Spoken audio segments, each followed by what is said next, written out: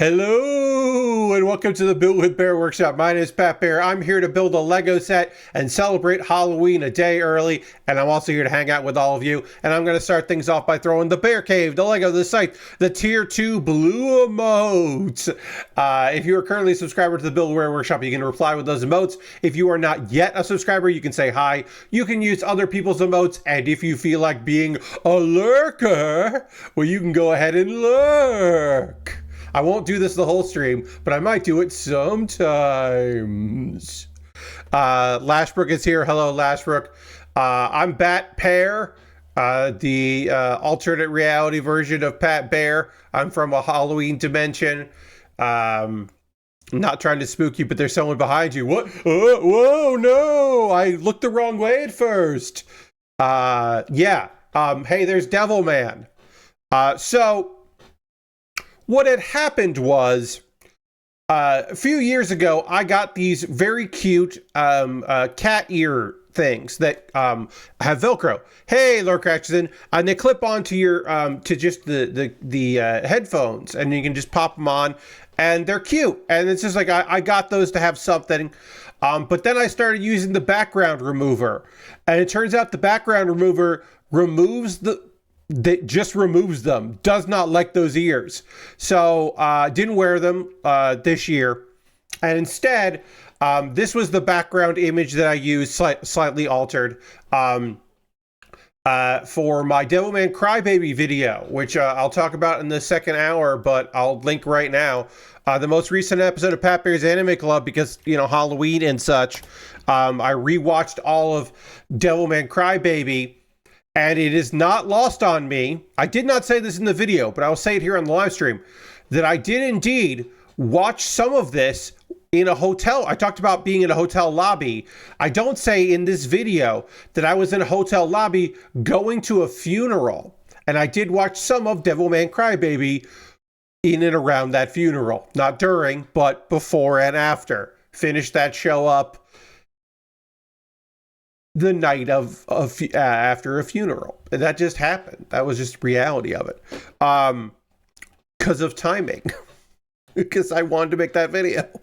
And I had to watch chose to watch 10 episodes of an anime from almost 8 years ago. Anyway, it's the night before Halloween. This is our Halloween themed stream. I'm going to work on a Lego set. I'm taking a pause from the RX-78 NT1 Gundam NT1 in order to work on the Lego Halloween Barn set, which we'll get into in just a moment here.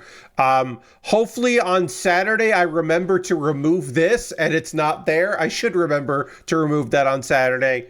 Also, go back to this. Sorry, jump scared. One quick last thing. I am wearing a festive shirt. I am wearing a shirt that has a ghost on it. This is from a Jackbox stream, and underneath it says, "I'm so over this." I'm so over this, and it's a ghost. It's from a Jackbox stream. It's a TKO shirt. And that felt the most festive I could wear was that. On this, the night before Halloween. All Hallows Eve, in some parts of the United States referred to as Mischief Night. Very few parts, but my part of the United States. So I've always thought of the 30th of October as Mischief Night. And then at some point I realized a lot of people don't know what the fuck I'm talking about. But anyway, I've talked about this on stream, but as I start to sort, I'm not going to do the full no link, but I'm going to separate by color. This is bag 1 of 5. This is not a big kit. Lord Crashin wants me to hit the dance button. I will hit the dance button. It is the last day of this month. So the next stream, I will have a new song to play. Duck, Duck, Grey Duck. Yes, my Duck, Duck, Grey Duck instead of Duck, Duck, Goose. Yes, thank you, Lord Crash, for using the channel points. I'm going to hit the dance button. Because this is our last time hearing it tonight. Or tonight will be last time for this song. And then November we'll have a new song.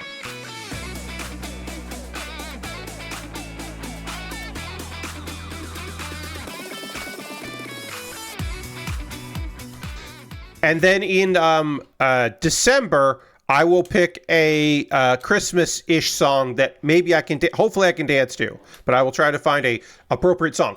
If you were here for the pre-show before the stream fully kicked off. You did hear some Halloween music that I got off the Stream Deck that should not trip anything. I mean, that music won't be in the archive that goes on YouTube. It'll only be here on Twitch. But since it's from the Stream Deck, usually songs from the Stream Deck are fine. They are fine to use anywhere. So I will do that. I just ripped the MP3 previews of those songs because they are not easily accessible, but they are accessible. Unlike the voicemail dump trucks theme. Yes. Well, that's the thing that you gotta be careful of. So, my honest to God truth is, you'd think, oh, I pay for a library of music, I can just use that and it'll be fine.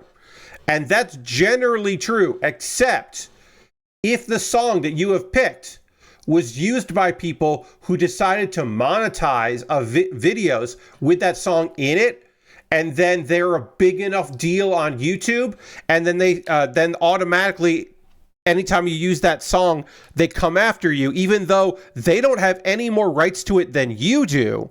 They just have set precedent, and an automated system has to be an asshole about it. So that is a worry. That is a thing to worry about. But hopefully these Halloween songs weren't used in anything that would then claim them and come after me on my one YouTube video, or this Twitch stream, because they won't be on the YouTube video.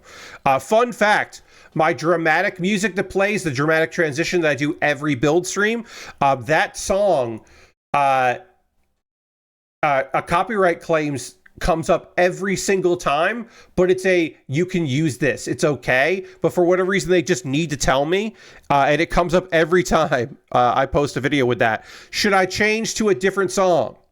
Yes. So probably no Hardy Boys theme for you. So yeah, well, and the Hardy Boys theme is just like, I would just have to pay for it.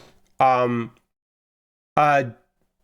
know what I could use if I wanted to, I could have the original version of MJF from AEW. His theme is the base of that song is just a Creative Commons song that you can just use, and then they did some alteration to the beat of it. But the actual theme of it, because occasionally it shows up in other videos, like on YouTube, and I'm like, that's fucking weird to me. But the Hardy Boys theme, yeah, I would just have to license that song.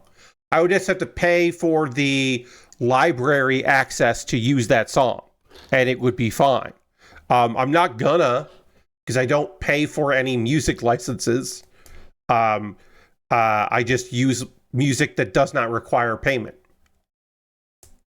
and I make sure I do.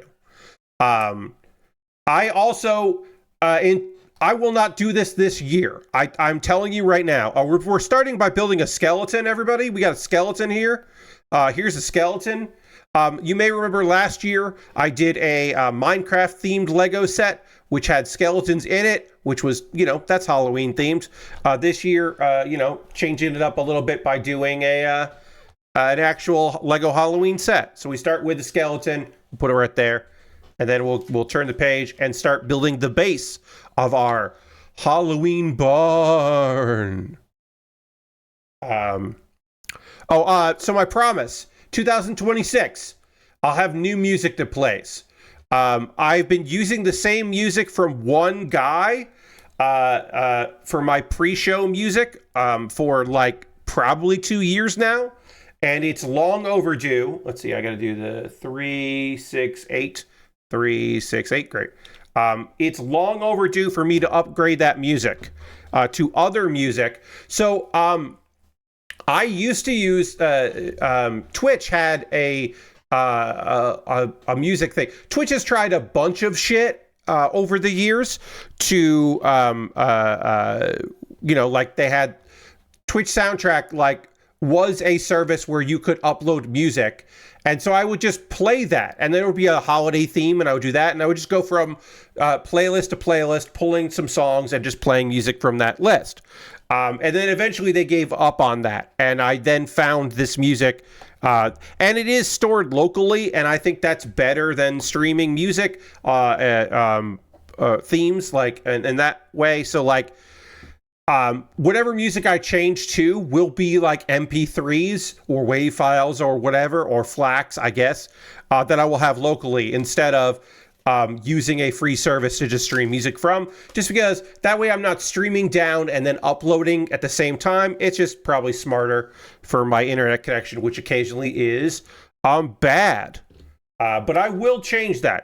I am long overdue for an upgrade to a different music playing before the stream starts. Now, for some of you, you've never heard that because you don't watch the Twitch archives, which have them. You watch the YouTube VODs, or you don't come in until like 10 minutes into the stream because you know from 8:57 p.m. to 9:03 p.m. I'm just playing music and like letting the feed trickle out there and letting notifications go out to people. Because I have over 2,000 followers, which means that not everyone gets the notification the second I go live. So it takes a little while to go through all that. We will talk more about Twitch and Amazon later. I think we'll get into that. I don't have a lot to say about it, but like we can have there are some news stories to chat a bit about that. There are like several stories about Amazon that were all like, wait, what? Okay, what? That's what that was for? Oh, all right, sure. I now understand more about why they changed the free games that come with the Twitch Prime. I now understand that more because I was confused at first. And now I have a better understanding. But yeah, I mean, I've been doing Twitch long enough that like they will come up with their next big way to help streamers, and then they will stop doing that. But the idea of having music that Twitch handled and you could just have a player stream the music with some software that you logged in with your Twitch account the attempt was to solve the problem of people just playing whatever music they wanted and DMCAs coming in on streamers where they hadn't before because Twitch was very scared about that. So one of their solutions was, well, we'll just make it very easy for streamers to just play whatever the fuck they, like music they can play. And then they were like, not enough streamers use this service. So we're going to stop supporting it, which is what happens to all of the, I don't want to say all of, most of the things that Twitch has implemented that I really liked, they have just, it turns out I'm not a power user. I am a fringe user of things from Twitch. Twitch Sings, not enough people use that, I guess, for it to make sense for the licensing. That was the thing that I used often. I liked Twitch Sings a lot. The Twitch soundtracks, the Twitch music thing. Hosting, apparently, very few streamers ever hosted other channels. I used it a lot. I thought that was neat. I mostly used it because sometimes there'd be big events, and I didn't want people to have to be in big chat. So I was like, well, I'll give you an alternative. You can just be in my chat, where it will be small, but like kind of nice, hopefully. But yeah, there are probably other features I can't think of right now that have been sunsetted by Twitch that I thought were neat. I'm going to move this instruction booklet a little farther in because there's glare from all of the lights. That is a downside with Lego. A fairly big downside, in my opinion, is the paper is glossy. For me, this is a problem for me because my overhead lighting sometimes causes big problems with that. It just makes it hard for me to see exactly where things need to go. All right, so this goes in front. So we'll do that there. This goes here. This goes next to that. This goes here. Yeah, okay. And then this goes here. I do not have Halloween plans this year. My Halloween plans are I'm watching wrestling tomorrow night with some friends in a Discord. We'll all watch at the same time and talk about it. A Tokyo Joshi Pro Wrestling show from last week. that we all want to get caught up on. That's it. That's my big. I need 3 more of these. That's my big Halloween plans. We did not get candy this year. The previous 2 years, I have convinced my folks that we should start doing candy because there's more kids in the neighborhood. You may remember this from last year, me talking about that. There are more kids in the neighborhood than ever before since I've moved here. It's been steadily increasing the amount of kids around. And so I was like, oh, we need candy because there are going to be kids coming to the door. 2 years ago, 0 kids. Last year, 0 kids. And then we just had lots of chocolate in the house, which I don't have a problem with once a year, but it was decided we're not doing that this year. We're done because the kids don't come. Because they do the parking lot thing. They go to the school. And kids get the parents or guardians or whatever go to school, and then they all park, and you just go from car to car and get your candy. Now, does every single neighborhood in the United States do this? No. But a lot of them do, including my town in South Carolina does that. And so kids don't go to their neighbors to get candy in this area. Maybe, hey, your mileage may vary. In New York, I worked at theaters, and kids would come and they'd walk up and down the streets and, and hit the avenues and hit like any business and see if they had candy. And so we would always give out candy. I had a big bucket of candy, and it fucking ruled. Pulling candy out of a bucket and then putting it in someone's like hands, little kids' hands, that ruled. It was awesome. I would do that. I would come into work on my day off to do that because it was awesome. I was at work a lot. Let's be real. But yeah, I would come in and do that, and it whipped ass. So I need 3 of these, 1 of these, 1 of these, and 2 of these. Okay, we'll do this here. But yeah, that is a thing that I did all the goddamn time. All right, so this goes here. I know it's probably safer, but parking lot Halloween sounds kind of sad. Yeah, Lashbrook, here's the thing, right? Like, I spent many years of my childhood walking with friends and collecting candy and all that. But if I never did that and I was told, hey, you wear your costume to school, and then one of your parents is going to come to school, and then you're going to walk around in the parking lot and just go to cars, and some of the parents will be dressed up and some won't be, and maybe you'll recognize a couple of the parents, but they're all parents of kids, so like it's fine. And then you just get a bunch of candy, and then you can just go back into school, or you just leave with your parents, however they do it. I would be like, all right, that sounds great. I don't have to walk, and I just get a bunch of candy. That sounds good. I'll do that. Like, I don't know. That sounds pretty all right. Walking around, because also a thing to remember is that I am a kid from Connecticut, so sometimes October 31st was cold as shit. I'm going to look this up. I'm not going to tell you the town here, but I'm going to go to I'm going to go look at the weather. I'm going to see what the weather is in my hometown. Let's see if I can find that up. There we go. Tell me tomorrow. I'll look up tomorrow. I'll look up tomorrow's weather. Tomorrow's weather. Oh, guess what? It's raining right now. Tonight, so it'll be wet out there tomorrow. When kids go to get candy tomorrow, if they are going around to get candy, it will be in the you know what? It'll be in the low 50s. That's not terrible. One year at Halloween, it snowed. I spent a year at Halloween. We only went on my street. I didn't go anywhere else because it was snowing.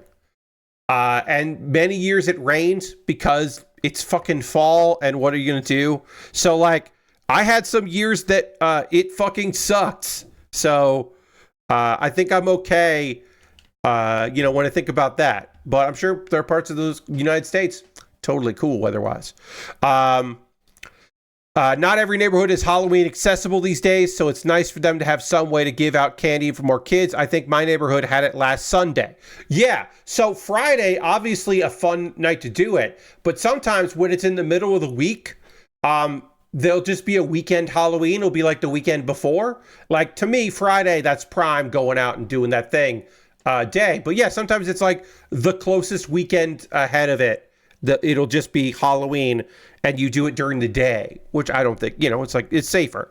Like, all of this is like, to me, it's like, look, there are generations of kids that had like it rough in various ways. To me, it's like, yeah, all right, that's fine. To me, all this is fine. All right. Oh, and we got our witch's cauldron, and we got our bottle of something, potion. I don't know. We have 4 extra pieces that I'm going to put over here, so I don't think I need them. But yeah, sometimes you just do Halloween when you could do Halloween. We're in bag 2 already. Hey, guess what?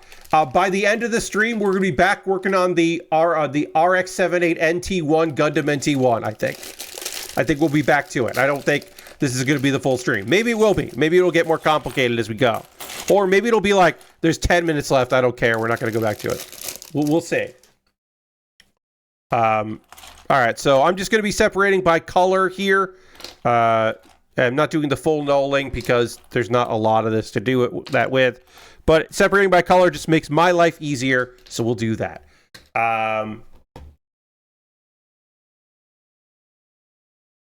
Eventually, we're going to start talking about AEW Full Gear. I do know that 2 matches have been settled as of yesterday. For the AEW World Championship will be Hangman Adam Page versus Samoa Joe. That's right. They're running it back. And it's not just because Joe lost and he wants it again. He won a 4-way fight. Why was he Why was Samoa Joe one of the 4 people that even had a chance? He just lost. Why does he get another shot at it? Why did he get a shot at it? I don't know. But we're running that match back, which was fine. The worst title defense Hangman's had in this run, but that's not supposed to disparage. That's just the reality of it. Fine. And then we're getting Brody King and Bandito are defending the tag titles against Cash Wheeler and Dax Harwood with Stokely Hathaway because they won a 4-way tag fight. The least interesting outcome, I would say face versus face would have been fine. Jet Speed in a title shot, that would have been cool. Young Bucks would have been interesting storyline wise. I think I keep waiting for the Jurassic Express turn heel. I think it's coming. That they could have done that at the pay-per-view.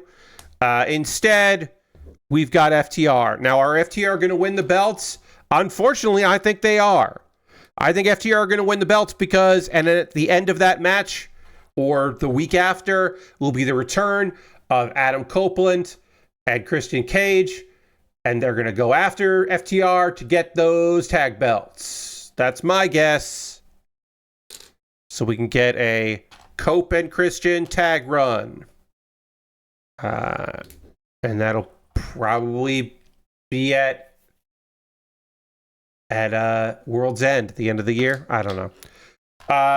Chris Statlander and Mercedes Moné are going to fight each other. There is talk. We do not know when the women's tag tournament finals are going to be. I'm hoping they're at the show, which means that I think Mercedes is not going to make it to the finals. Mercedes and Athena as a tag team because I don't think Mercedes is going to work 2 matches in the same show, but maybe she will. Zero interest in FTR, even as transitional champions. Lashbrook, also, I don't want to see Cope and Christian with the tag belts.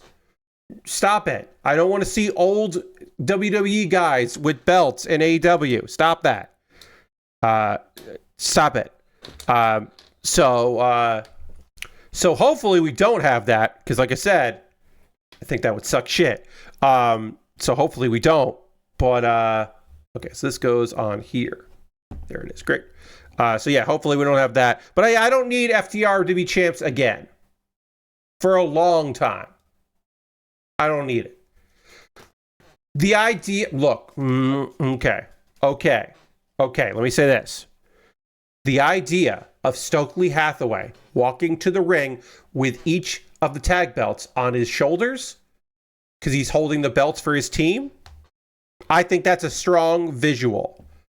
The look at me now, Stokely Hathaway holding tag belts. I don't hate it. I don't hate that. I don't think we're getting, but I don't want it. I don't hate that visual. So put him with another tag team, is what I'm saying. But yeah. Also, there's going to be 2 blood and guts matches which is just going to be on TV. That's not part of the pay-per-view. That's just a TV thing. There are going to be 2 blood and guts matches. There's a men's and a women's. I don't need to see that men's one. Death Riders versus Conglomerate and Darby Allin. Conglomeration and Darby Allin. I don't need to see that. Nobody in the conglomeration should care at all about the Death Riders. Darby has beaten Jon Moxley in an I Quit match. He should not care about Jon Moxley anymore. This whole thing is bad. Just let the women do the blood and guts. Don't do the men's one. What are we doing here? What are we doing here? Technically, the women's match is just a challenge, but also the men's match is just a challenge, and no one has agreed to it. But it looks like they're going to do 2 of them, and I think that's bad. Unless they do one on Blood and Guts, and then they do one at Collision, and they do one on Dynamite, one on Collision. Like maybe that'd work out okay. But overall, I'm like, nah, I don't need that. I should say. So as far as the conglomeration not having it, shouldn't have any interest in the Death Riders. Kyle O'Reilly is mad that Danny Garcia turned heel, and like Roderick Strong is kind of mad that Daniel Garcia turned heel, and so like you could make an argument that that's enough, but like, I mostly think it's just bad. It's just bad booking. Also because they didn't go out and say it, but they were teasing. They were capital T teasing that it was going to be Kenny and friends, an assortment of Kenny Omega's boys versus the Don Callis family. Obviously, Kota Ibushi getting hurt probably killed that. And also, I think they're trying to keep Kenny, as safe as humanly possible, as safe as Kenny will allow himself to be. But it really did fucking feel like it was going to be Kenny Omega and friends versus the Don Callis family, and they have had to pivot from that. That's what it felt. That's what it feels like. So if you're not going to do that and you're going to do something else, well, then you have to work to make that thing, the other thing you're going to be doing, worth it. And I don't think they are. I don't know. If you are a Collision watcher, if AEW Collision is a thing that you like to watch, just heads up that they taped that last night after Dynamite, so be careful of spoilers, or seek spoilers out. If that's how you like to party, you can go and look for spoilers. If that's the way you roll. We're doing our spooky barn doors. I'll put this like this so you can kind of see how it's going here. But yeah, we're getting our spooky barn doors together. We got an X, and then we're gonna get a bat, a flying bat, or no, yeah, a bat. No, it's an evil eye. Sorry, this is not a bat. I thought it was a bat. I thought the black part was a bat, but no, that's just an evil eye. Oh, an evil eye on the door. Okay, so we gotta put this here, and then we gotta put this like this, and then the black that goes like that. Yeah, all right. And then we got to put this here, fill that out, and then barn door here, handle on the door, and then the other post for the barn door. Goes like that. that goes like that, then swings behind, and that goes on here. Whoop. There it is. And here are our barn doors. We got the don't come in. We got that. And then when you open it up, it looks like a fucking mouth. There's the bottom of a mouth. Like this Halloween barn has a goddamn mouth in there. It looks like we're building. That's creepy. Spooky. So yeah, more about Full Gear as it happens. We'll talk more about Full Gear as we get there. A heads up, folks. If you don't leave your barn doors open, indeed, especially if there's a mouth in there. If you are someone that enjoys buying games on GOG, formerly Good Old Games, now just called GOG, they got their fall sale. They're like Steam-like fall sale. So if you're looking for some deals, they got some deals out there. If that is what you are hunting for. A bunch of stuff. I won't go through all of it. Cyberpunk 2077 is $21 instead of the usual $60. That's that is a fucking steal. A bunch of Heroes of Might and Magic games, like bundles and complete versions, and Fallout 3 and Fallout 4 for very cheap. Fallout 4 Game of the Year Edition, $16. Couldn't make it $20.77. Flashback jokes. No, they couldn't have. Dragon Age Origins, $10. The Ultimate Edition. A bunch of Witcher games. Roller Coaster Tycoon Deluxe is $3. Stardew Valley, $11. If you want to have a GOG version of Stardew Valley, that is $11 dues. Beyond Good and Evil for $3. Return to Castle Wolfenstein, $2, usually $5. Tron 2.0 is $2.50. It's usually $10 on GOG. So yeah, some amount of some savings there. If that is something that you are interested in, picking up some old games on GOG for cheap, that's the fall sale. It's good occasionally to mention those things. I am tempted to get Cyberpunk. Cyberpunk for $21 feels like the amount of money that I would pay for Cyberpunk 2077. A game that I bet does not run well on this machine. I bet it does not run well on this computer, even with optimization. Maybe there are some community patches that would make it run better on my machine. But I'm like, the base Cyberpunk 2077 for $21. I'm like, I'm tempted. You might hear me talk about that game. I could theoretically pick that shit up. I don't think I will, but I could. You could hear about it.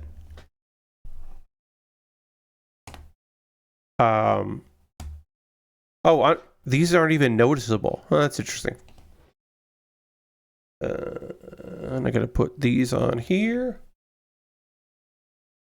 All right, that's it for bag 2. We still have some leftover parts. They're going to join the leftover part pile, the extras pile.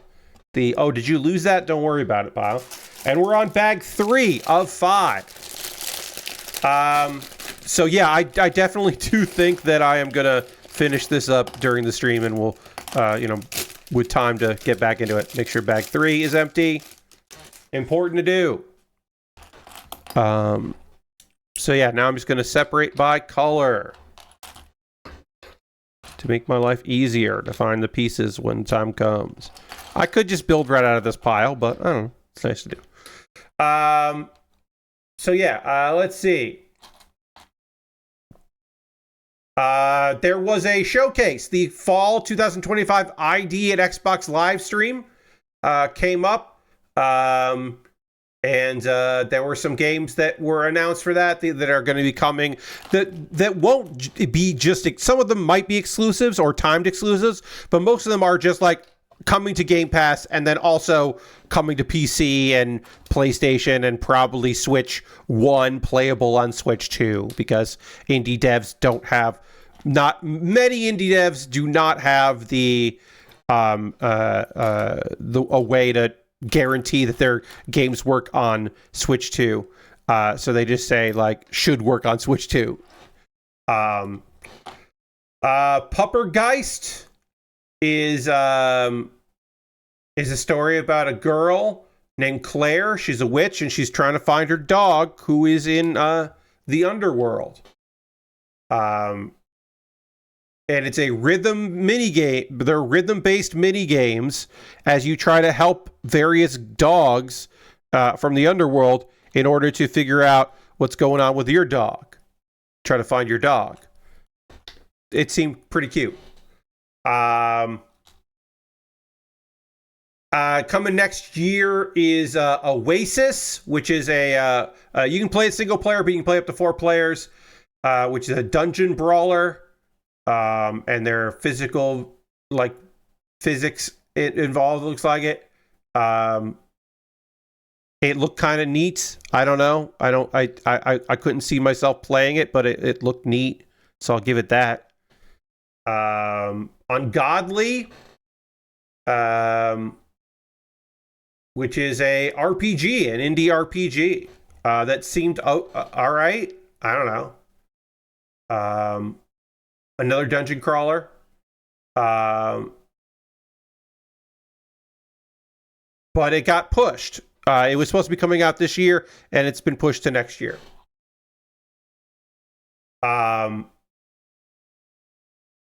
Task Time feels like a game that I'll be watching streamers play next year. It's a party game, and it's like kind of Gang Beasts, kind of Fall Guys, like party animals kind of thing. So I feel like it will be a game that I will watch streamers have guests on to play. And by streamers, I most likely mean HoloLive people will be playing this game. It just feels like one of those. It looks pretty cool. I'll never play it myself, probably. Unless I get invited to play it with somebody, then maybe I will, but I don't know. Agni, Village of Calamity is a... I'll say this. You tell me that you got a game set in Indonesia, and I'm like, oh, cool. The part where it's a horror, like, police procedural, and I'm like, I'm a little less interested in that. But, like, kudos for doing something different. That's fucking cool. And this is I do not have a lot of full understanding of this, of course, so my apologies, but it seems like it's using a lot of Indonesian folklore. And so I guess I actually might see some people that I watch stream this, because I do watch some Indonesian streamers, so maybe I will see this. Maybe they will stream it because they think it's cool. Don't Fret. Don't Fret is a horror runner. You are a guitar. You are being chased by a giant cassette tape with, like, anthropomorphized cassette tape. That appears to be the video game. I don't fucking know. I don't think I'm going to play Don't Fret. It's a good name, though. I'll say this.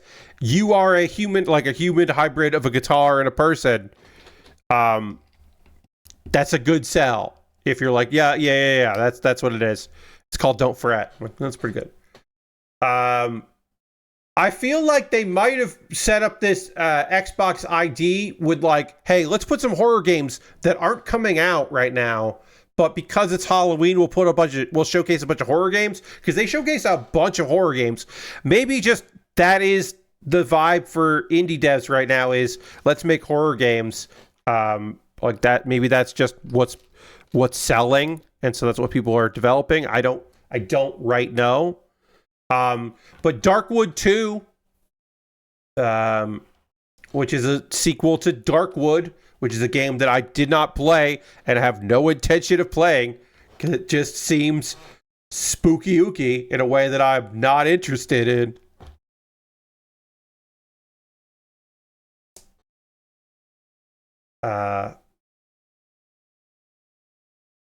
Routine. He's another like exploration horror game. It's coming out December 4th, and it'll be day one on Game Pass. And Mick Gordon is doing the music. You may know Mick Gordon as the dude what did the Doom 2016 and Doom Eternal music. So like that sounds fucking rad. I don't want to play this video game because it sounds fucking terrifying in a way that I'm not interested in, but it does. I mean, I'm glad that Gordon is getting some work. That's good.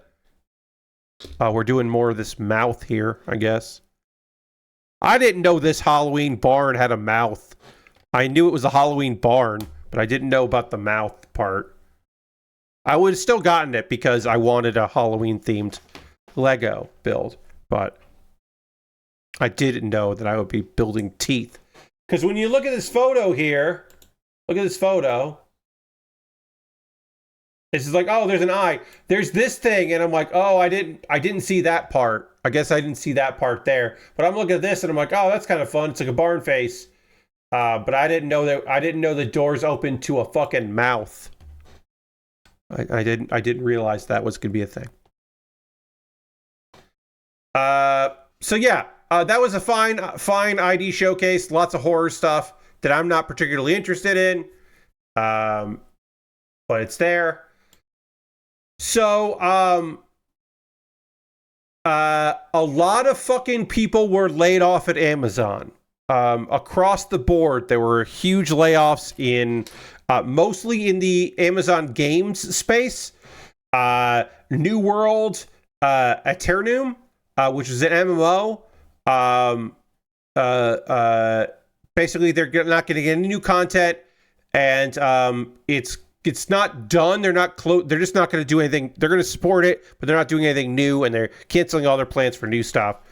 There were layoffs at Twitch. There were layoffs across Amazon, lots of their game stuff. In the wake of that, people who have either left of their own volition or been laid off have started talking about Amazon's stuff. People who are better at this will do more in-depth analysis of these things. But apparently, Twitch Prime... you may remember that Twitch Prime is if you have Amazon and you link it with your Twitch, you get a token and you can use that as if you were subscribing to somebody with that, and then you have to remember every month or switch to another person. Now, I had always thought that... Oh, wait, turn this around. Sorry, I did this wrong. I got to get my brick separator. I made a mistake. I didn't turn this around when I did this piece. These bars are supposed to go over here. I gotta fix that. Let me fix that. I always thought that like the main thing was this is a way to like sell Twitch viewers to incentivize like subscribing or integrating like between Amazon and Twitch. Apparently, the focus of Twitch Prime was on beating Steam.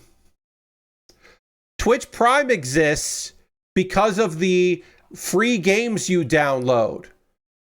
I guess the idea was Twitch will give away so many free games that you use the Twitch launcher to launch those free games, and then eventually you'll start buying games on Twitch because you're already on Twitch, and you will stop using Steam. And that was the gateway. And what they found was people didn't want free old games, or they took them. A lot of people apparently download the free games and then don't play them, but still buy new games on on Steam because, of course, they fucking did. What do you mean? What? It was supposed to be a Steam killer. Nobody knew that, I guess. You may remember that it was downloads, and then they started offering downloads from GOG and Epic. By that point, by the time they started giving you downloads on Epic, that was maybe to boost your Epic, but mostly it was because they had kind of given up the idea of people using it, and now it's Luna, and they're going that way.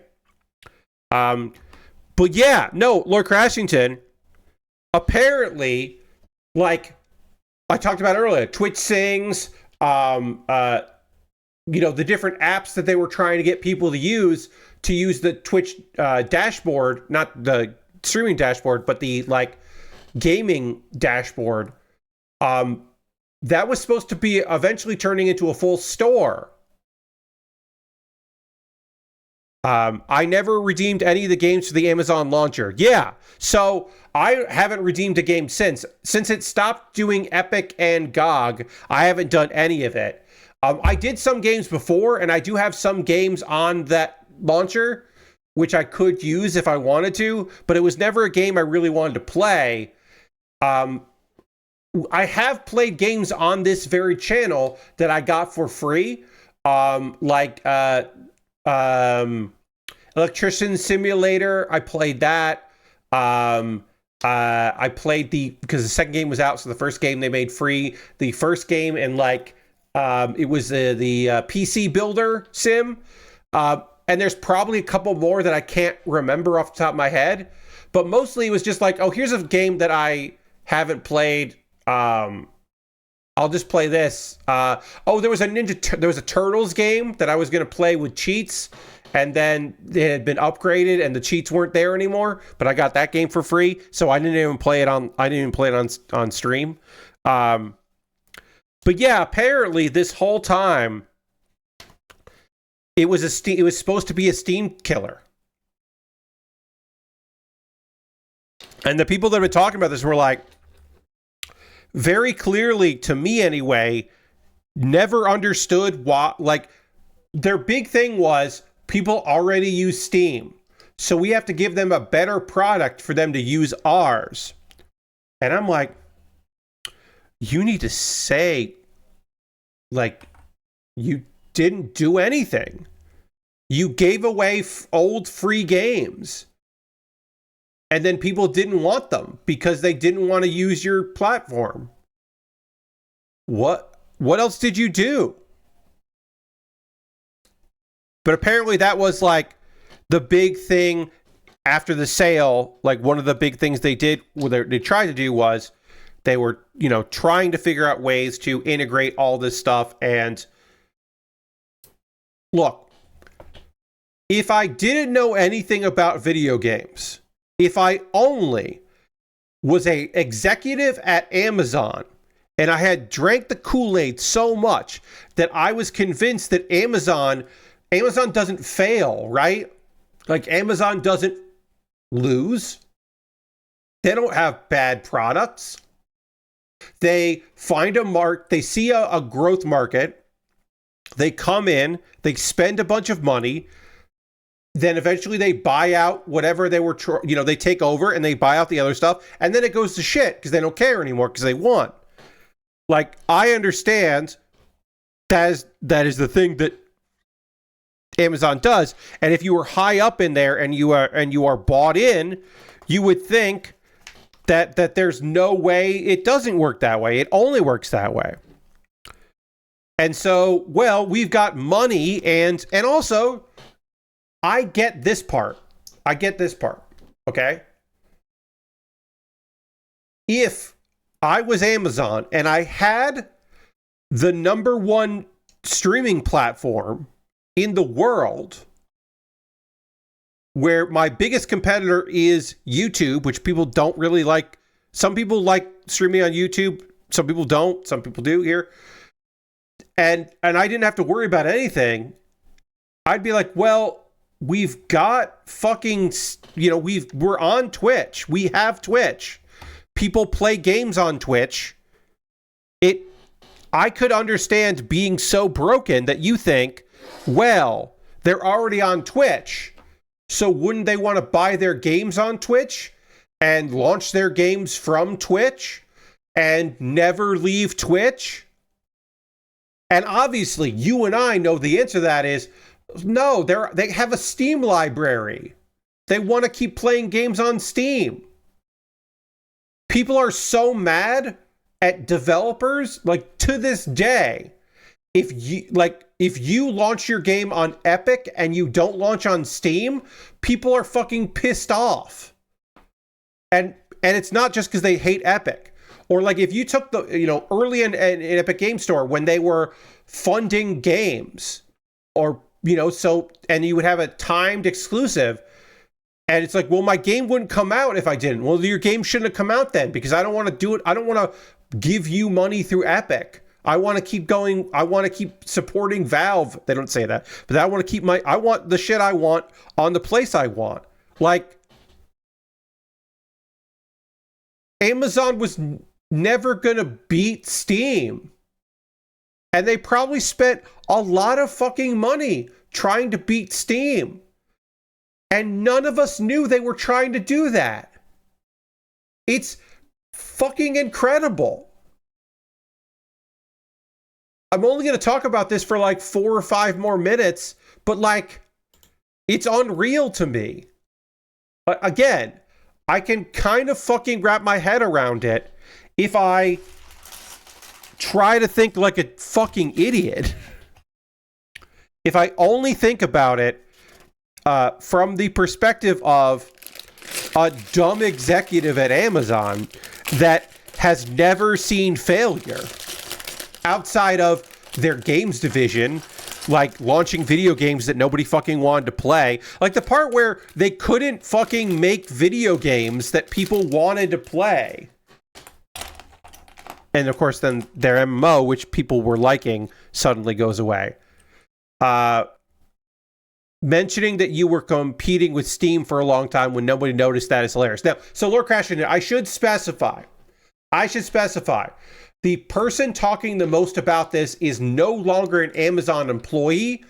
They were using the cuts to Amazon games and the various, many employees outside, but a lot of white collar employees at Amazon being let go, and was like looking back at it and being like, damn, we tried a lot of stuff and it just didn't work. Goliath didn't win is a fucking quote. Because this is just like somebody on LinkedIn who used to be high up at Amazon talking about this. This is how we know this stuff. This is not Amazon going, in retrospect, we shouldn't have. This is just somebody who used to work for Amazon talking about what they did at Amazon and how Goliath didn't win. And it's like, yeah, man, Goliath doesn't win. That's the fucking point. The reason we know the name Goliath is because David won. Come on. But that's, like I said, that is just like boardroom forward thinking bullshit that gives you the confidence to believe that you are someone that could do it, right? Because again, this is a person who doesn't work there anymore, and this is a person who is talking about like how, like we tried all this stuff and it just didn't work. But it's so fucking funny to think about, but also like how much fucking time and energy and money and talent was wasted. How many people went to meetings and went, why are we trying to beat Steam? Like, why are we even doing this? Like, why? But why, though? Why are we trying to be a storefront that sells games? We sell physical games on Amazon.com. Why do we need to sell if you wanted to sell digital games, why are you doing it through Twitch? Why aren't you doing it through Amazon? If Amazon wanted, when you go to buy a physical game, if you wanted to buy a physical game, they could be like, you could buy this for PC and pop up right there and be like, it's actually $10 cheaper on PC. You could buy it through the Amazon launcher. Why didn't you fucking do that? There'd be plenty of people who would buy that going, oh yeah, all right, I'll get that. I'll just get that. I can play it on this computer? No, you can't, but whatever. Your computer's not good enough. Why were you trying to beat Steam through Twitch? Twitch is a place where people play video games when they stream, but more people watch video games being played.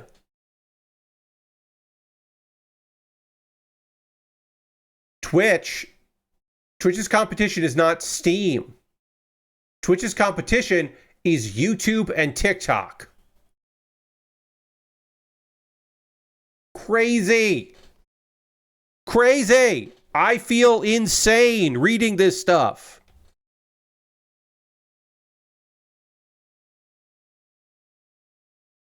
What?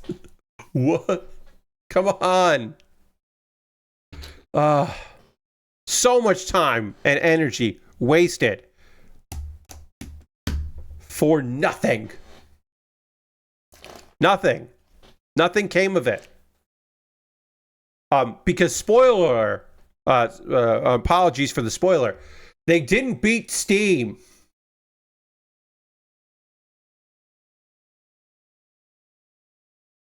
Crazy. Sorry. I saw that and I said, I'm gonna fucking talk about this on Thursday, and it's gonna be, and I'm gonna stutter my way through it a little bit because it's insane. There are some other stories that we'll talk about on Saturday, because I'm always looking for more things to talk about on Saturday streams, because the news doesn't really happen around that time. So there is a new studio opening from people that made a video game I liked. And there is more layoffs from a company that smaller indie that already laid off a bunch of people, which sucks. But we'll talk about that stuff on Saturday and some other things on Saturday, I'm sure. But now is the part of the stream where I'm going to jump scare you if you weren't here at the beginning, because hey, it's Devilman. Devilman's here. Now it's the part of the stream where I'm going to talk to you about ways you can support the channel. Everything I'm going to mention here is optional. You are under no obligation to do any of these things, but if you would like to support the channel and what I do here, I'm going to give you ways to do that. First and foremost, if you are currently a subscriber to the Bill Will Bear Workshop, you can throw the Bear Cave, the Lego, the Scythe, the Tier 2 blue emote in the chat. Being a subscriber is the easiest way to support what I do here through Cash Money or your Prime Gaming token. So if you would like to subscribe, hey, use Twitch Prime for, I guess, the way they didn't want you to do it, but do the other thing. If you've got that token, you can use it for anybody, but if you want to use it for me, that would be great. Being a subscriber, again, easiest way to support me financially, because you're already here on Twitch, you know, and you don't have to download a separate app. You can just do it right here. There are other ways to support me financially if you're so inclined, like my Patreon at patreon.com/PatBear. You can go over there at the $1, $3, $5, or $10 tier. I promise you, I will not send out a newsletter. Patreon is fucking losing their minds that I have not used their newest feature, which is to send fucking goddamn newsletters like I've got a Substack or whatever. I'm not sending out a newsletter. I'm not using Patreon to make newsletters. Come on. But I do post the video links for the archives, new videos that I'm putting out. You know, the video that I put out yesterday, the Kuma Baer video, went out to $5 and $10 patrons on Tuesday. So, like, you know, if you want to see that kind of stuff, there are different rewards. Tomorrow, there will be a poll for my $10 patrons about what I should start when I finish the kit that I'm currently working on, or the model kit that I've been working on that I paused to do this Lego, the RX-78NT1 Gundam NT1. I'll be working on that. And when I finish that, which will probably be Monday stream, maybe Saturdays, but definitely Monday stream, I'll have to start something new, and you can vote on what that is for my $10 patrons. I have a YouTube channel at youtube.com/PatBear. Over my YouTube channel, you can, of course, subscribe for free. If you want to become a member, for just $2 a month, you can become a member over there. And that membership gets you, if you can believe it, that membership means that you can see my Wednesday videos on Tuesday before other people get to see them. It's kind of neat. So the video that I put up yesterday for everybody, you would have seen that on Tuesday. I'm an old hat to you. Those are all monthly ways to support me. If you would like to just throw $1 or $2 in the tip jar, I've got a Ko-Fi and a PayPal. And so you can make a direct donation that way. Everything I make through direct donations through YouTube, which includes AdSense. So watching my videos helps me out. I'm so close to getting a payout from AdSense. It hopefully happen by the end of the year, if not early next year. Through Twitch and through Patreon, all the money I collect goes into a fund. I pull money out of the fund to buy model kits and Lego sets. I bought this like 2 months ago so that I would have something fun and themed, thematic for Halloween, the Halloween stream. My night before Halloween stream. So I was able to pick that up because of your generosity. I have a Christmas. I talked about this, I believe, on Monday or Tuesday. I have a Lego set in my closet that I bought in January that was Christmas themed because it was on sale. And I was like, oh shit, I'm going to buy this now and just keep it. So I got that figured out for Christmas. And then, I got to keep buying model kits and Lego sets. I've got a backlog. And I will be making a big purchase in November. Halfway through November, I will be getting paid for all of the gifted subs that I received at the very end of September. They came so late in September and September that they didn't count for this month. They'll count for next month. But it's a bunch of money that's coming in from Bunny Fiend and Valorant and other people as well. But I'm going to take that money that comes in there and buy a lot of Lego sets. I'm going to buy expensive Lego sets and then like a ton of model kits. I think that's the trade-off. It's going to be like pricey Lego sets I otherwise wouldn't buy. And then also a bunch of model kits that aren't probably going to be too pricey, but like are just to have a lot. I'm going to buy a bunch of the kits that are out now or coming out soon. For the wonderful world of G-Quux. I'm going to buy a bunch of those and just have like a lot of model kits. That'll be good. But that's the middle of next month. Hey, talking about my backlog, if you want to contribute, if you want to buy something for me to build and then have it jump the queue, you want to give me an early Christmas gift, you could do that. You can go to my Amazon wish list and see if there's something there you'd like to pick up. I recently added a 30-minute missions kit that I promise once I finish it, I will take the torso of that and the head and torso and put it on the horse that I have, the 30-minute missions horse I recently built, and make a centaur. That's my promise to you. But I've got model kits and Lego sets. I've got a Votoms kit on my wish list. I've never built anything from Votoms. But I have the Armored Trooper Votoms Brilliantly Shiny Heresy. From Armored Trooper Votoms Brilliantly Shiny Heresy, the Burglary Dog high grade. I'd love to build that. I don't know shit about Votoms, but I do know that is a cool looking model kit that I'd like to build. So that's on my wish list. If you want to see me build something if you want to see me build something from a property I've never built before, then you could do that. My alternative to Amazon is Throne. I have a wish list on Throne. So if you want to buy something for me to build, but you don't want to go through Amazon, you got Throne. That's an option for you. And then the most convoluted way to support me financially is to go to USA Gundam Store. USA Gundam Store, you can buy a gift card. They will send you an email with a gift card code. Then you can send me a whisper on Twitch or a DM on Twitter or Blue Sky or Mastodon with that gift card code. And then I will use that gift card code to buy something from USA Gundam Store. Like maybe I will buy something from G-Quux that I haven't gotten yet. Probably not the police Zaku, because I don't want to build that. But like, I don't know, one of the other kits. There are other kits out there that I'm looking at and going, like eventually I'm going to have to buy that G-Fred. I'm going to buy that G-Fred. I'm going to buy that Sion. There are other kits that I'm going to pick up at some point.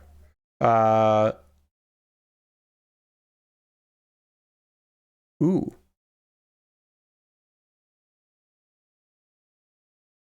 Sorry, I just got a piece of art sent to me that looks cute and cool.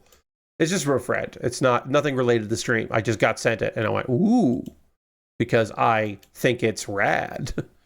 All right. If you want to support me, but you don't want to spend any money, or you spent money in the past, or you're done doing that, Pat, you could always join my Discord if you haven't already. I post build photos at the end of every stream. People post stuff they're working on. It's a great little place. We would love to have you in the Discord. You'd be welcome in the Discord if you want to come into the Discord. Consider jumping in on the old Discord. Couple video links for you to check out. I mentioned at the top of the stream, the most recent episode of Pat Baer's Anime Club came out on Monday. It is my rewatch of Devilman Crybaby. Almost 8 years later, I rewatched a spooky anime that is unbelievably depressing and perhaps nihilistic. And I don't get into spoilers about the show. I mostly just talk about my own feelings of it, the adaptation of the manga, some things about the characters and the music, and I kind of talk about the things that I didn't love the first time around that maybe now I appreciate more. 7 years ago, I didn't talk about this show, but I now have come to appreciate it very much, and so I talk about Devilman Crybaby a lot on stream or on the video, and you should watch the video. I think it's pretty good. Again, it's I talk about themes, but I don't really talk about like beat to beat moments. I don't even think I say character names in it. I try to be vague while still talking about vibes. And then Kuma Baer is my weekly anime recommendation, where every week I talk about a show that I want to just briefly chat with you about. It's under a minute because it's a YouTube short. All throughout the month of October, I was talking about my favorite shows of the summer season. Call of the Night had its second season this summer, and so I talked about Call of the Night in general, which is a phenomenal series. It is the best purples in anime. It's just gorgeous to look at, and it's dark, and it's funny, and it's occasionally disturbing, and weird, and relatable, despite the fact that it involves vampires and other phenomenon. It's a very relatable love story about characters who aren't really fucking sure what love is, and if they're in love, and if they could even possibly ever love. It's pretty fucking rad and looks gorgeous. It's unbelievably beautiful to look at. If you have High Dive, you should watch that. The dub is ongoing. It's not done yet, but they are slowly dubbing the second season, and you should check out my Kuma Baer video about that, because I'm proud of that video. And also, a lot of people watched it, which is great, because 2 weeks ago, my video did not get a lot of views. New panty and stocking with garter belt did not do well. And so I'm glad that Call of the Night is hitting and people are engaging with it. Makes me happy. And it's only been a day, and it got one of the highest view. It's my top 5 view counts so far, and it's only been a day. Sometimes people comment on old Kuma Baer videos, and that makes you happy, because that means that they're randomly getting ones. What was the one that today I had a comment on? Sorry. The comment is like spoilers for the show, so I was like, I don't want to delete this, but I don't love that you just like included about a bunch of stuff in there. But let me see. Sorry, let me quickly see what the comment was that came in. Not what the comment was, but what video it was about.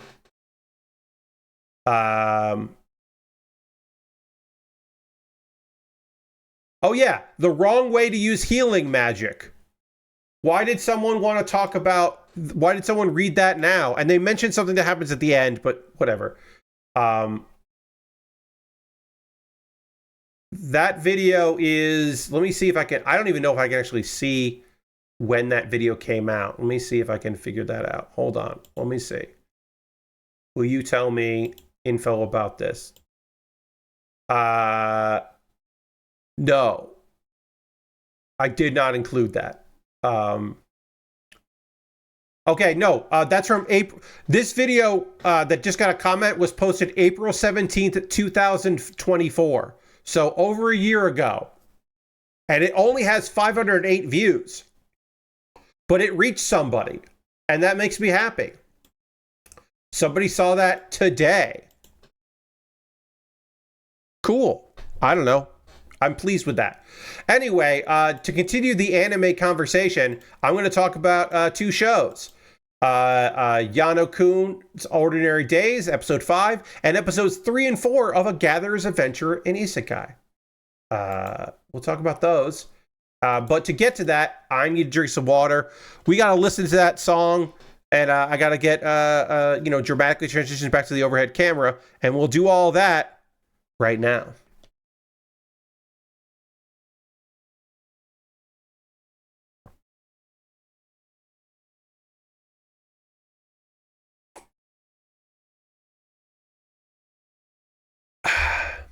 I should change that dramatic song so that I don't have to keep seeing that it's a copyright. It's not a copyright strike, but it just comes up in copyright.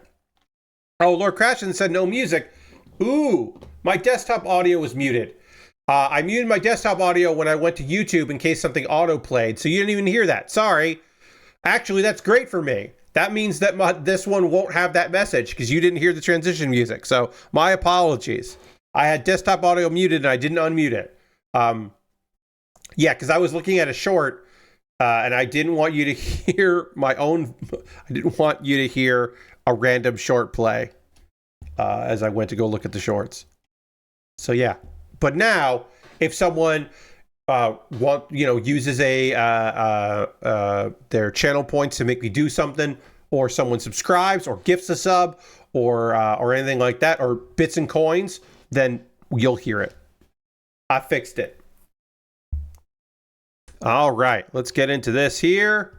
Okay, let's talk about the 5th episode of Yano-kun's Ordinary Days. A reminder that Yano-kun is a guy who is just unbelievably clumsy.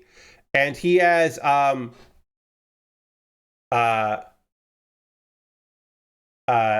Yoshida is a popular and smart girl who has started to fall for him. They are just friends. She mostly was like worried about him and like worried that he was, what's going on with this guy, but it has turned to an interest, which has turned to a crush.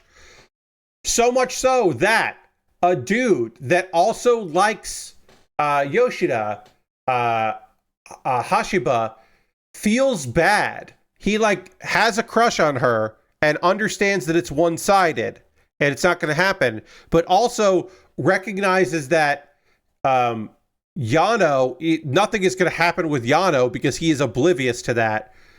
And so he literally feels bad. He's just like, oh, that's rough. Sorry about that. He just feels bad that that's not going to work out. He feels bad for his love interest that she is just dealing with a guy who is not going to reciprocate or have the idea of that. Episode 5, Izumi asked Yoshida to hold a study session before exams. So exams are coming up because, school year stuff. Look, are we going to have a cultural festival? You damn right we're going to have a cultural festival in an episode. There's still plenty of episodes left. Let's see.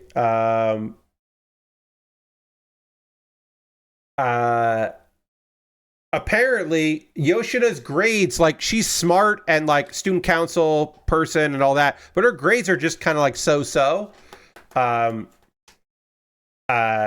So they invite Yuzukawa to the study session because her grades are good.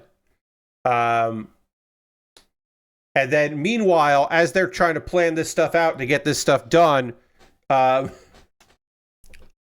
boy Yano accidentally somehow destroys his academic success charm, like a good luck charm for academic success. He somehow manages to completely destroy it.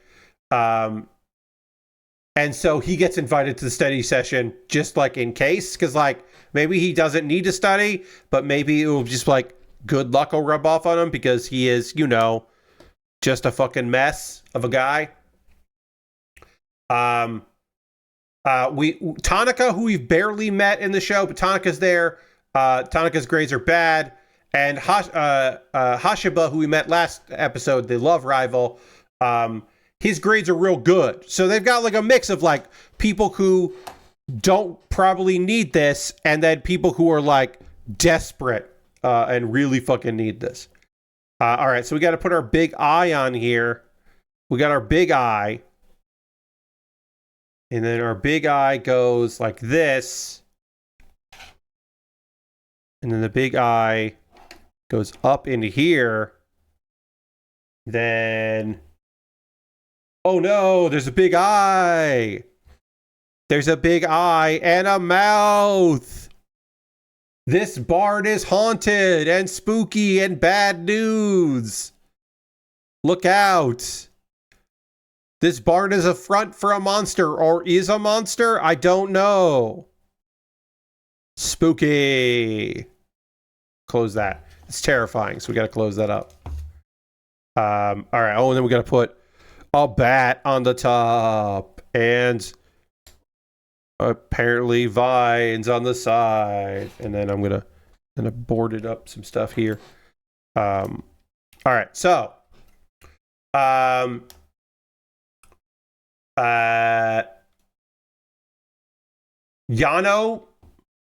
has he's just hungry, says questions. Indeed, he's just hungry.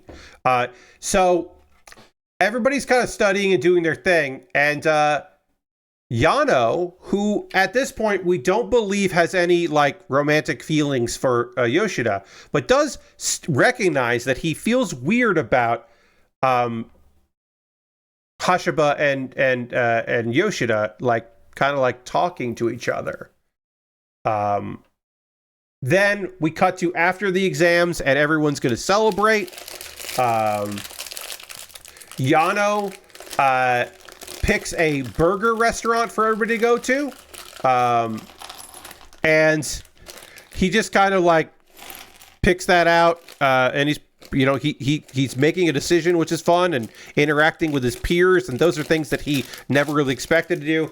And then it's observed that Yoshida already kind of looks out for Yano, and now just out of like reflex, Hashiba also does that, and it is observed that they kind of Azumi's just like, they're kind of like his parents, which is not great when one of them wants to date him, but is great for the other one that wants to date her. And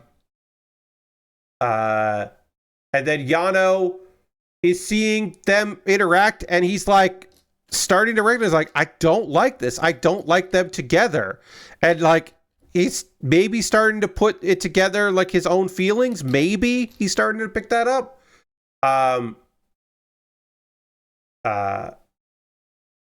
And he lashes out in a very Yano way that makes me sad. This was like, I do feel for this guy, and I want the best for him. And so I don't mind this very human thing where he pretends to get hurt. He fakes an injury so that Yoshida will pay attention to him, because he's gotten used to her kind of paying attention to him. And then he feels guilty. And he's just like, hey, I faked that. I'm sorry. Also, sometimes you're very motherly to me, and I don't love that because I'm not a child. And I know you want, you're just looking out for me, but like sometimes it feels like you are mothering me, and I don't need that. So we're getting like, this is a heavy Yano episode where we're getting like him really being in his feelings, and then also like trying to put out, his thoughts and express himself, even if he does lash out. That's pretty good. Good for him. Oops, this is the wrong one here. We need these go here. We've got big weeds and tiny weeds. I guess these are supposed to be, or like I don't know what this is supposed to be. But we got them. And then we've got 3 tiny ones here. Where is the other tiny one go? Oh, over here. Okay. And then they go to karaoke, and he doesn't sit with her. He like sits far away from her. And she's like, because she's still in mother mode, she's like, oh, is he going through a rebellious phase? And it's like, no, he just like doesn't need you to like treat him like a child. And then also he is not properly dealing with his own feelings about jealousy that he is feeling because he is not able to figure that out yet. And so she's just like, do you hate me? Like, have you decided you hate me? And he's like, no, I couldn't hate you. I'm mad, but I don't hate you. Which again, very high school stuff. It reads very true and real in a way that I liked.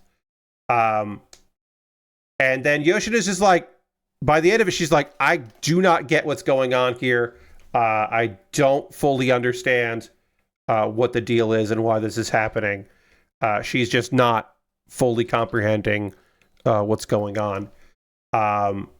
And Yano also doesn't fully understand what's going on, but you know, we do. We can pick it up that like, oh yeah, he's just jealous. He's in that. And then somebody in the background is singing some karaoke because they're at karaoke, and the lyrics are perfect in that they make him realize, oh, wait, am I in love with her? Is that what's happening right now? And it's just like a perfect thing. It's a good bit of business and a funny scene. I thought this episode ruled. I love Yano. I want the best for him.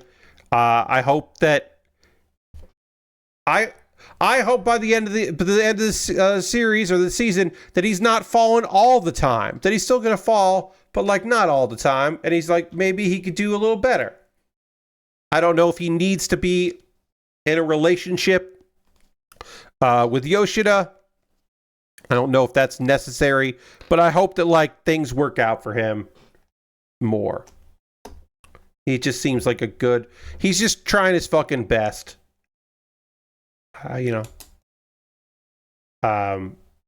But yeah, now he's starting to be like, oh, maybe my thing is that maybe I have a crush on her. And that's why I'm jealous. Like maybe he's fucking jealous.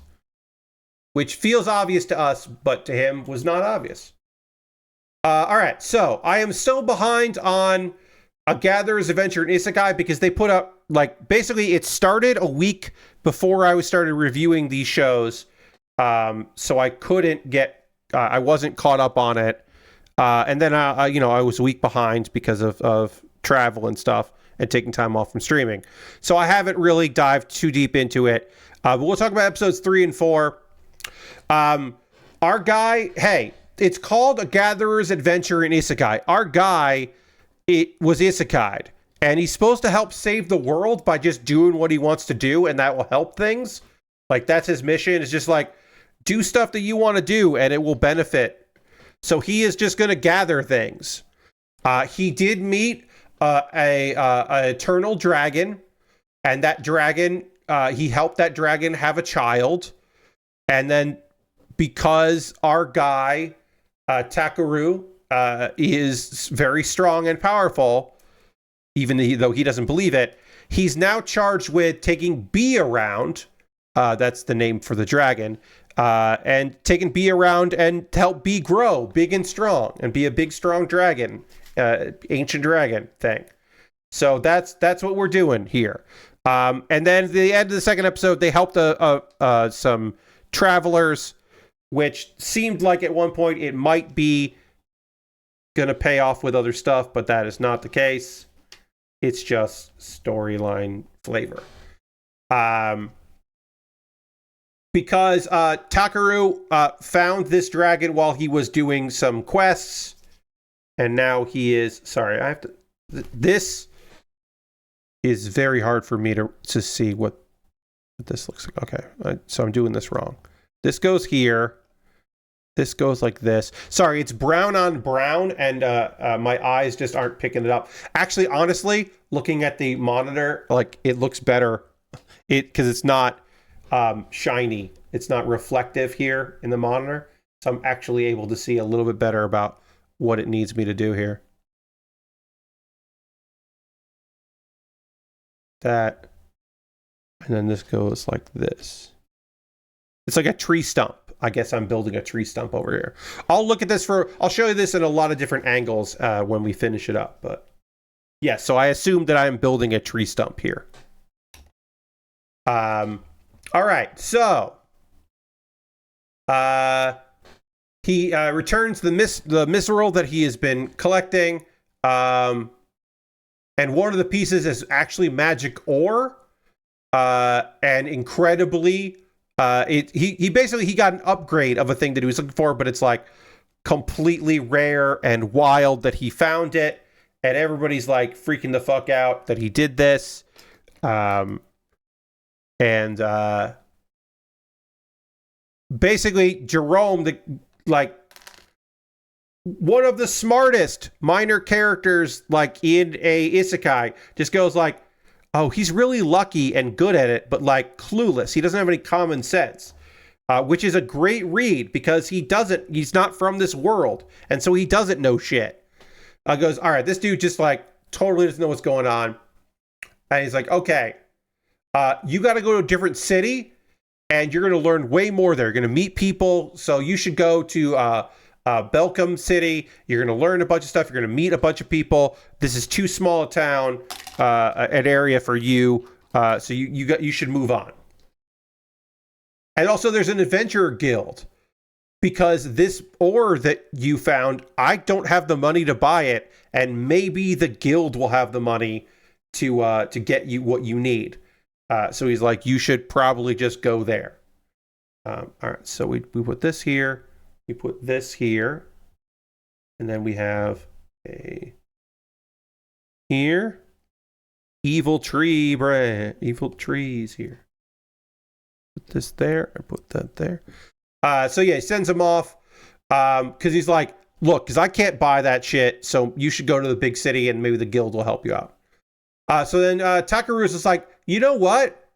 I'll become an adventurer. That way I can travel and I can complete quests and I can gather stuff because that's what I want to do and set my own hours and do the work I want to do. And he's just like, yeah, you know, it makes a lot of sense for me to be an adventurer. Feels very, and it's just like, and you know what? It does make a lot of sense.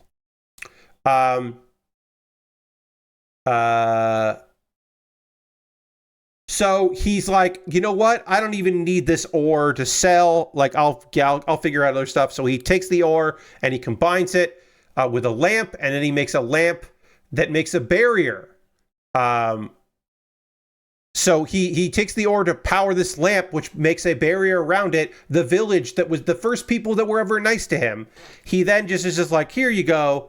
Now you got this. Don't worry about it. This will protect the village. So he gives it to the village, and everybody's fucking psyched about that. Then they goes for a long. They just start going to the town, and we just get to see adventuring shit. And one of the things they do is fight a bunch of giant crabs, which was very fun to watch. Good business there. Just fighting some crabs, and then eating crab.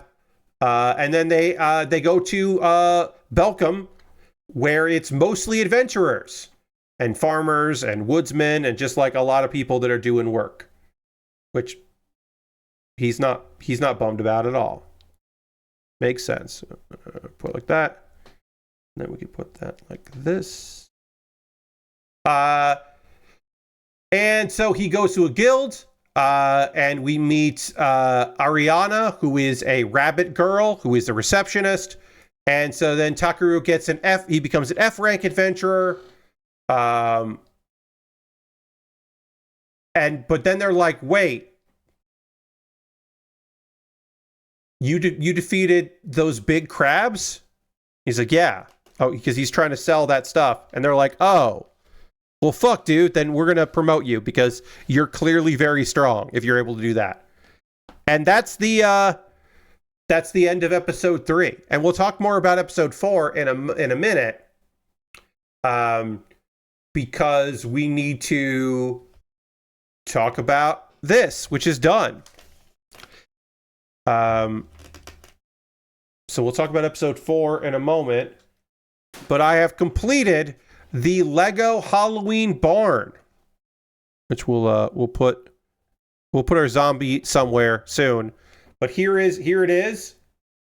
This is it looking normal, and then we can make it look spooky. Now it's got a mouth, and it's scary, spooky, scary. And we can also do this. Maybe we want to do this, where it's spooky, scary, and also there's a skeleton in there. Should we put the skeleton in the mouth? I don't know if that makes any sense. I don't know if I kind of want to do that. Lord Crashington wants me to ring the bell, which I will. Thank you for using your channel points on the bell. Ring that bell. This is very silly in a way that I really like.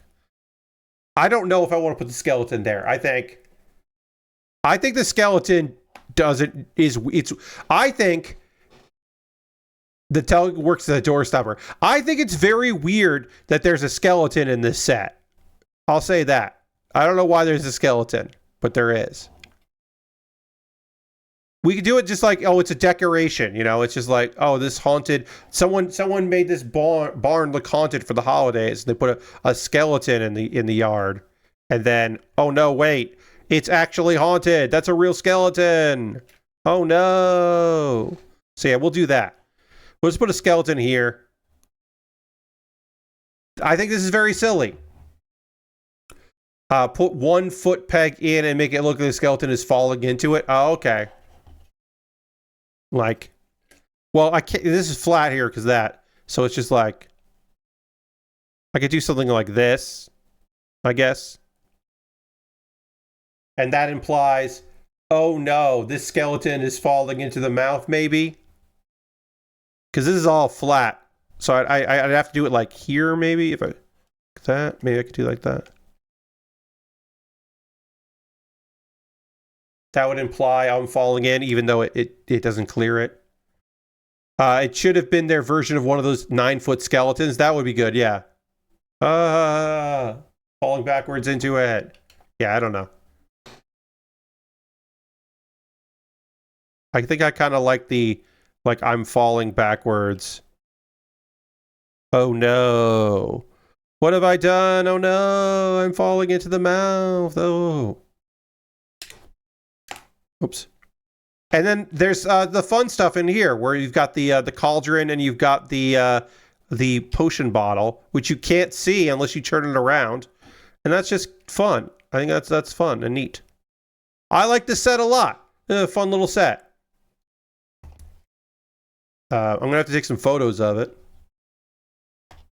So we'll get this. We're gonna put the skeleton right over here. Still, I think. But yeah, I'm going to take some photos like this from the top down. We'll just take a couple quick pics. Quick pics here. All right, well, we got to bring this down here. Go there, and then...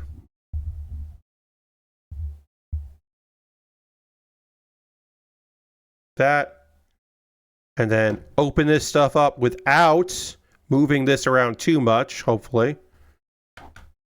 This has moved some, but hopefully it won't look too bad here. And then...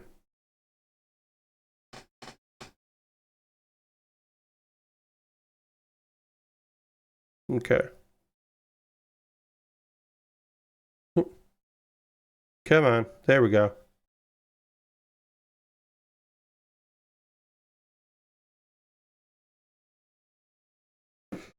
All right. This is a fun little Lego set. I'll put it on the kitchen table so that we have a little Halloween decoration tomorrow. yeah, I think this is neat. Happy I built it. Also, I moved into my collection of things that are just off camera here. I have added the shrimp. The shrimp model kit is now on my desk, along with, of course, the Lego pile of poo and Shadow the Hedgehog with a gun, and now I've got Shanks and Luffy as well. They're all the gang's all here. This is the stuff that now lives on my desk. Yeah, but I put the shrimp with there. The shrimp was was just off another place, and I was like, oh, you know what? I want to add the shrimp. I want to look at the shrimp. And then of course, I got my minifigs here. And eventually I'll get some more minifigs to join the party. I have other minifigs, but I haven't really kept a lot of them. I have some Star Wars minifigs here and there, but they're not on my desk, so. All right.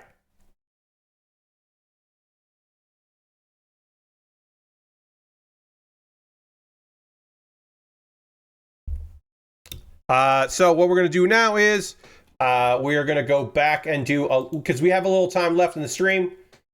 So we are going to go and resume the RX-78 NT1 Gundam NT1, which we will then, of course, probably finish on Saturday, maybe not. So I am going to, like I said, do a, I am going to, sorry, my brain just zoned out. I am going to run a poll for my $10 patrons tomorrow, because there's a chance I finish this kit during Saturday stream, but I don't think I will, because there's still stuff to do. It probably won't be till Monday, but I still want to run a poll so we know, and that'll be tomorrow. But we're going to resume it. We are mostly body complete on this kit, but there are still the beam sabers, and then the gun arm attachment we have to build here, and then also put the beam saber in there. I hate this beam saber because it's just a one piece. I hate the look of that. I've always hated this, but we'll do that. Also, it's weird to have like the ones on the shoulder and not this one. We'll take it out. I'm probably not gonna keep this one because I hate the look of it. I don't like the all one color. I just think it's lazy. But that's what it looks like. But we're not even gonna see that because, again, also if I have the two beam sabers hanging out in the back of the kit, then it doesn't need another one. So to me, that's just silly. But we'll get this together here. Because we do have to put a bunch of armor on this kit, which we will do in the next stream. And then also it needs a shield and weapons and all that. So I'm going to put on here. And then we can put these in there. Goes like that. Oh, we should probably panel line these, huh? We probably should. Gatherer's Adventure Isekai episode 4. Takara has some belongings that belong to. He's got some stuff that Belria Fenn's family and returns it.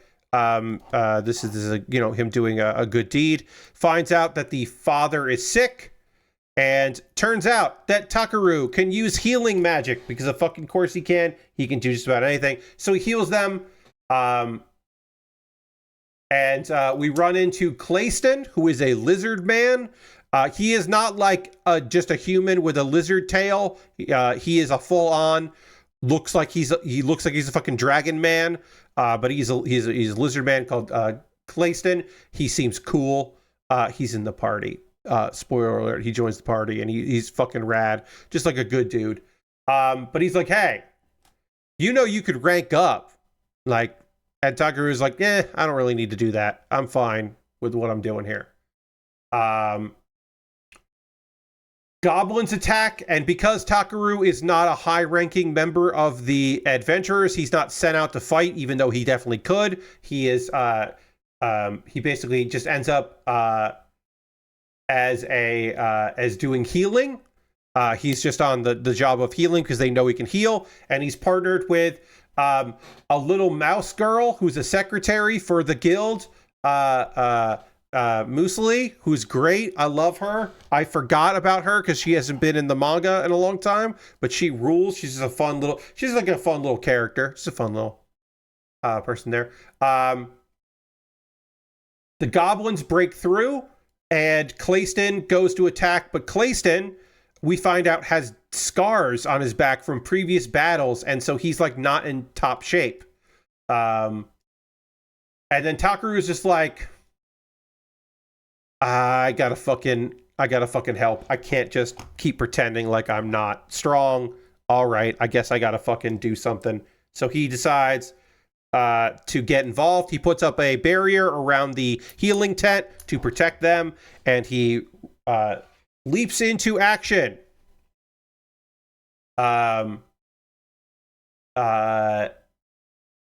He finds Clayston, and Clayston can't move, so he uses the lake water from the big dragon man's lake water to heal that up, which is cool, and that works really well. And then also his own abilities, and he heals Clayton's scars. And by doing that, he powers up Clayston so much that Clayston evolves temporarily into a dragon newt, which is an evolved form of a lizard man that is closer to dragons. And it looks fucking awesome. And then Clayston just he doesn't one shot, but he fucking decimates the goblin sergeant and just wrecks shop because he's super powered up and feeling fucking fine because his injuries have been healed. His long-term injuries have been healed up, and it rules. The guildmaster is just like, definitely thinks that Takeru is hiding something and isn't just a gatherer of ingredients and stuff. He's definitely something else that's fucking going on. But he's like, I'm not going to question it. But you know who does question what's going on? Clayston. Clayston is just like, hey, you did something that should be impossible. What's your deal, man? So we get in episode 4, Takeru's just like, hey, I'm reincarnated. I'm sent here by the will of the gods to help things. And yeah, it basically just kind of gives him the story.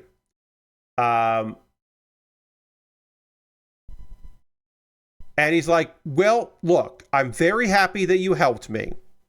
He believes him, and he's like, I believe you. I'm happy that you helped me. But just so you know, I'm now having trouble controlling the instincts of a dragon newt and just being a regular dude. So, like, don't just start using powerful magic willy-nilly like that. Don't be careless. So he gets a big lecture from his friend, who does believe him, but is also like, hey, fucking chill out about using all this magic all the time.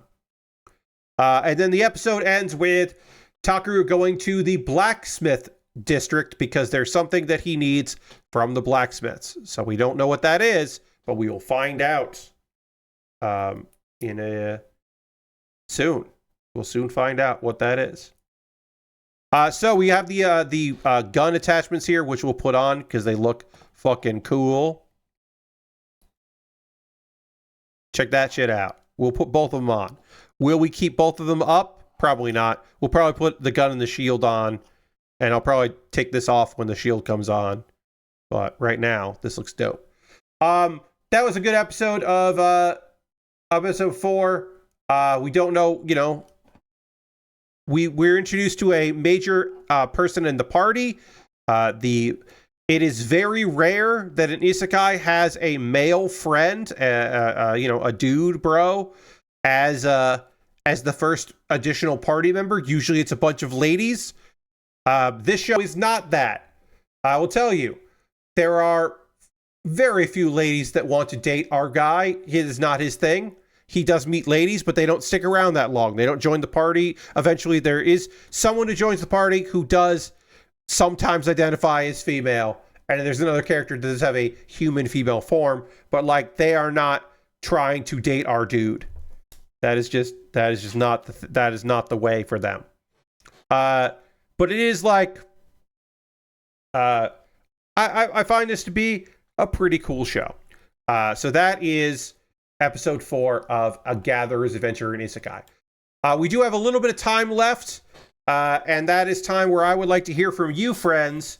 I would like you to tell me what you're watching right now. What are you playing? What are you up to? What are you into? What do you got going on? I always love hearing from you about those things. So feel free to let me know in the chat what you've been up to and what you've been doing. I did play a video game that I have not talked about in a while. Helldivers 2.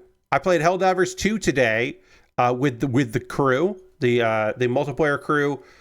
We have not played that game in a while, and we wanted to play it, and it was fun. And we are still, I'm still bad at it. Some of my friends are better than me at the game, but I am still pretty piss poor when it comes to that video game. But it was fun to play. I have not seen that game in a bit. I'm also trying to get some quests done in Hearthstone to get more gold, because there is a new expansion coming out next week, and I want to have plenty of gold to buy packs. I have unlocked some packs doing some quests and stuff as well, so I will start off with some cards, but I'm trying to just get a bunch of quest stuff done so that I can, as easily as possible, get the shit that I need for that taken care of. This is not the right piece. These are the side skirts. I never put one of the side skirts on. This is the wrong piece that I took out of here, but I do need it. I never took the side skirt out, so we'll do that. But yeah, if you've been playing anything, you've been watching anything, feel free to let me know. The 3rd season of Spy Family is very good. I don't have much else to say about it. It's just very good. It continues to be good. I continue to very much enjoy Spy Family. Season 3 is fun. I'm liking it. Ranma, Season 2, the 2024 remake of Ranma, is good. It's still good. We're getting more Shampoo, and I love that character. So I'm very happy, very pleased that is going well. Yeah, plenty of solid anime out there. This season is not great, but it's good. I still have not tried the new show, Garakura, which started last season, actually. I still have not tried that anime. It just looks dark and fucked, which could be cool. Also, My Hero Academia, the last season, is airing right now, and it's fucking gorgeous. God damn. It's fucking rad. It's so good that I stopped watching after the first episode. I have stopped watching One Punch Man season 3, and I'm gonna wait until My Hero is done, because One Punch Man continues to look bad compared to the first season, and I understand the reasons why, but it's just not that engaging or interesting to me right now. And My Hero is so good that it makes it, after I watched the first episode, I was like, man, I think I kind of like One Punch Man less because of My Hero Academia. So I'm like, I'm gonna take a break on that. But yeah, yeah, I've only watched the first one, but I will watch more because I've read the manga and I would like to see it animated, but like, I'm just not super into it right now. It's fine. It's just not really doing it for me. I wish it was. I wish that One Punch Man season 3 was fucking doing it for me. But it is not. Also, I have anytime I want to watch it, I have to borrow a Hulu login because that's how I can watch it, and I don't have Hulu, so I'm borrowing a login, and it's a bit of a nightmare to do that. So, yeah, it's fine. Wish that I liked it more than I do. All right, we put a gun on this kit. We built a gun, so we did do a little bit, and we built arm guns here as well. So wrist guns, I guess you could say. So we have already done some cool shit on this kit, but we'll continue to work on it. I feel like My Hero Academia deserves a Spider-Man style open world game instead of these arena fighters. Yeah, I think especially with Deku having Spider-Man like abilities, that would be fucking cool. And maybe you could have certain areas where you trade off to be other characters. They have like stages that are better for them, but most of the world is just you as Deku like patrolling. Lord Crashington, I think that would be rad. I don't think we're ever going to get that, but I don't disagree with you. I think that would be neat. All right, so on Saturday, we might finish this kit. We'll definitely get close to doing it. Last week says, I watched The Crow today to celebrate Devil's Night, and you always forget how cheesy that movie can be. I've always also finished off the Final Destination series, and all the sequels are bad until you get to 5 and Bloodlines, which do interesting things with the format. I think the opening of 2 is good, and the opening of 3 is good, but the rest of those movies are not good. The rest of the movies are not. And then also, yeah, you're right. I think a new game that has a story mode that's just a little side thing. Yeah, that could go for progression. That would be cool. All right, I am gonna take Devil away here because that way I won't forget to remove it on Saturday, and we'll just go back to the cats, the usual outro. But that is gonna do it for tonight's stream. On Saturday, I will be continuing with the RX-782. The RX-78 NT1 Gundam NT1, which will be, again, the next thing we'll be working on. We are going to raid. That is how we end every stream around here. We're going to go find somebody. Maybe they're doing something Halloween related, and we can go hang out with them for some Halloweeny. But maybe they aren't. I don't know. We're going to see. I don't know what they're going to be doing right now, but Rara has been streaming. Rara is, I believe Rara is playing free games that you can play on YouTube. YouTube just has like free games, and I think that's what Rara is doing right now. So we're going to go raid Rara, who absolutely rules and is the fucking best. Rara also has a Fry's head on, which is just fun to look at. But we're going to go hang out with Rara, who I love. So thanks so much for hanging out with me tonight. I hope you have a great rest of your night. I hope you have a great Halloween tomorrow. And I hope that you come back on Saturday as I continue to build a model kit and hang out with me on Saturday. That would be fun. Thanks so much for being here. I hope you have a great rest of your night. I'll see you on the next one. Goodbye, everybody. Goodbye, goodbye, goodbye, goodbye, goodbye, goodbye.